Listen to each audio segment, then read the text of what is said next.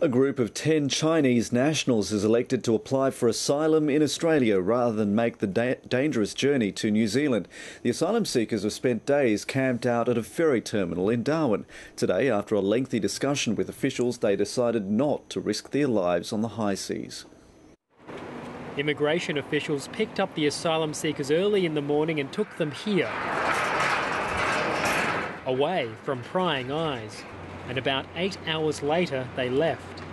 A short time ago, the 10 asylum seekers became asylum seekers, indicated that they wished to claim asylum in Australia.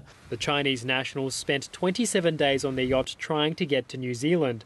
They ran out of fuel and supplies near Darwin and since Thursday have been camping at a local ferry terminal. They wanted to avoid indefinite detention, but that's where they've ended up. They won't be taken to Christmas Island. The process will begin in Darwin and then obviously we will talk to them about where they can best be accommodated across our network. All sides agree continuing the voyage would have ended in disaster. The Greens say it shows the flaws in Australia's immigration system. This really highlights how unjust, impractical and inhumane our system of indefinite mandatory detention is. But the government says offshore processing will mean less refugees attempt dangerous boat journeys.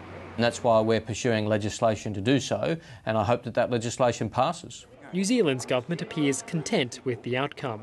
If they turn up here without going through the proper refugee process, then they're certainly trying to jump the queue on other refugees. And the man who answered the Mayday says it's absurd governments were even considering allowing the ill-equipped group back on the ocean.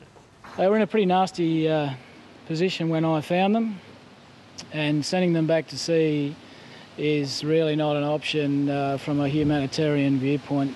For now, the Chinese nationals face an uncertain future as they begin being processed within Australia's immigration system. Iskandar Razak, ABC News, Darwin.